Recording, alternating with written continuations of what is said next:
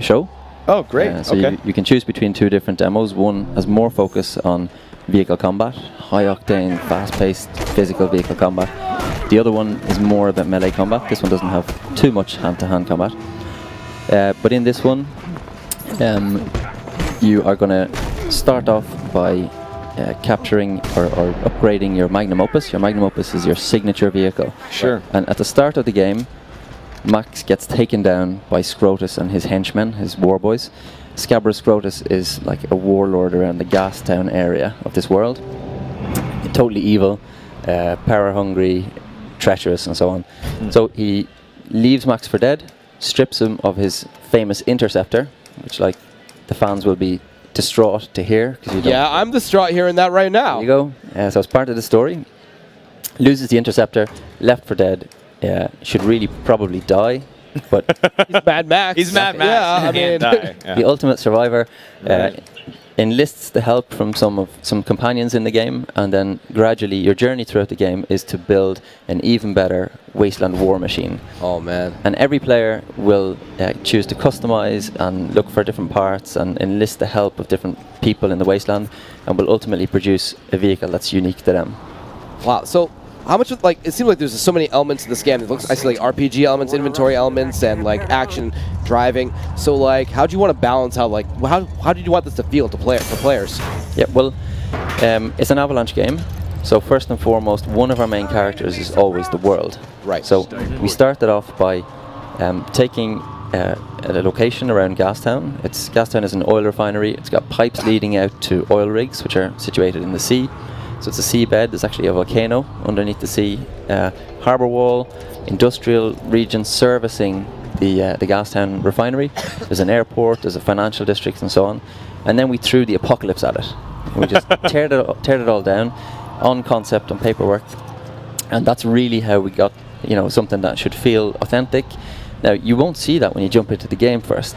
But if you pay attention, if you really spend time exploring, you'll see telltale signs all the time, like sewer entrances, signs of an old disused subway, churches, and so on. And if you really are prepared to invest, you'll uncover some of these lost treasures. That's great. I love that ability to just kind of go around and explore and just find these like hidden treasures and just like other events. Yeah, I was just gonna ask. So whenever you're playing the game, can you just, instead of, if you don't want to do the main quest, you don't want to do a side mission, can you just do whatever you want? Just go off into the desert. Absolutely. And survive? Yeah. So there are some areas that you will need to sort of punch through. There's a big gate, for example, in the harbour wall, and you'll need a special talon for your harpoon. Again, the trademark Avalanche harpoon. Sure. To pull it down. There's a little bit of gating just to make sure that you don't just race to the finish line too quickly. Sure. But you can. It's the Avalanche promise, right? If you see it, you should be able to go there. Yeah, there's no backdrops, no level loading, nothing like that. Oh, just made a lot of people happy. Yeah, I am like so Guaranteed. psyched. Because that sold me. And if it was like, so I was gonna get it no matter what. But if I learned that it was linear or like story based completely or whatever, I still would have been excited. But now I get to actually explore this world that I saw when I was 7. That's really good news. So Soma, how long would you wait for Mad Max? Like, what kind of release date would you like tolerate? Just out of curiosity. 1 week. Okay. I'm just kidding. I'm kidding. No. At the end of the year, maybe. I don't know. But no. Whenever it's ready, actually. I have a copy in my back pocket here. Oh. Wait. You just throw down the stage. I thought you had a code to give me. September 1st. Wow. Oh, that's coming up. Is it really September 1st? Yep. That is soon. That is just like. I asked you earlier how long you guys have been in development. I was actually surprised. Can you tell us? Yep, 3.5 years. 3.5 years. You said it's sick. That's cool. but yeah, I mean that you can tell like a lot of love. Just looking at the game now, just like exploring the open wasteland, and just where does this take place in just like the timeline of Mad Max? Is this like after the last movie or?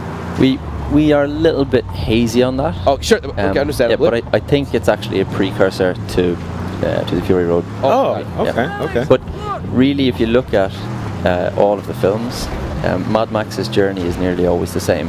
He's totally insane at the start. Yeah. Maybe apart from the first one. Totally insane. He wants to just detach himself from humanity. Every time he gets close to someone, they get ripped away from him. Yeah. Tragically.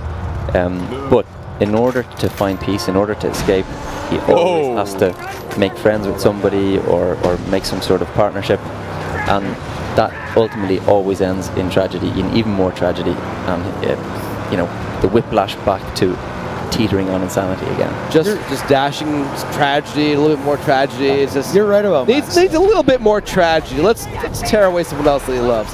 But That's funny about Max, because you're right. Max, he goes through these dark moments where he's all by himself for years, and then he finds people to hang out with for a little bit. And you can see he smiles, maybe. He hangs out with a little kid, and he's starting to get his humanity back. And then he's like, actually, screw that. And he just goes off back into the desert and forgets about it.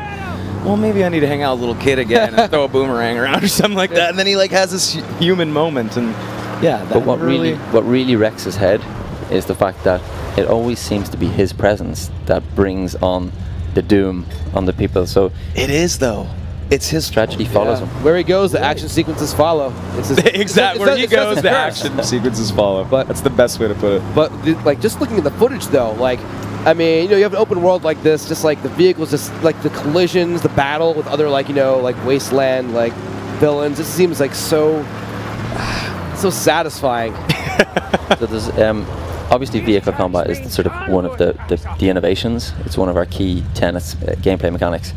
But there's a whole bunch of weaponry that you can use when you're sitting in your Magnum Opus. You can customize it to look and feel. You know, you can add defenses against certain types of vehicles. You can upgrade the drivability and the stats.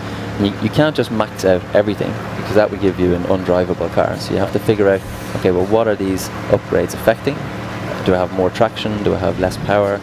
Is the car too heavy because I put on a kick-ass ramming grille and so on? Wow. So you have to kind of decide, well, what vehicle do I want? Do I want a tank that's just going to plow through everything? Do I want something that's nimble, can survive over, you know, rocky terrain and so on? And then there's a whole array of weaponry that you can use from within the Magnum Opus. In our demo today, we show you obviously Max's iconic shotgun. Right. But there's also he has a sniper rifle at the back. Chum Bucket, his Blackfinger mechanic, who's in the back of the Magnum Opus there that you can see now. He helps him by firing a bunch of different weapons, like the harpoon.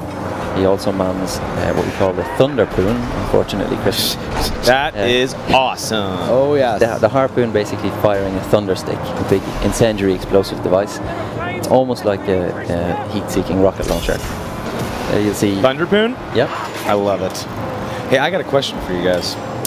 So, if you guys were trying to survive in the apocalypse, what would be your weapon of choice? I'm throwing it out. I know it's left field. I just want to know.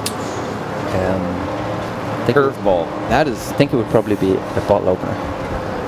I mean, you don't get thirsty, I guess. I mean, that's you get one weapon. The torture. Imagine you found a bottle of beer in the wasteland and you couldn't open it. The torture would kill me.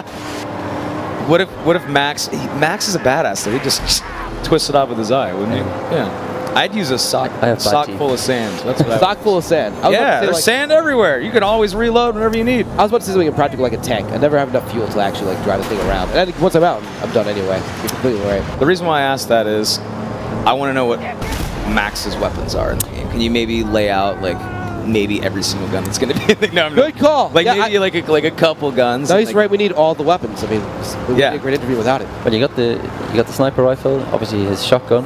You've also got the vehicle has this harpoon which can launch thundersticks. He can pick up any melee weapon that the enemies have, including thundersticks. Anything. They drop it, he can pick it up. They drop it, he picks it up. Love that. He has shivs, small, like kind of wasteland crafted knives that he uses to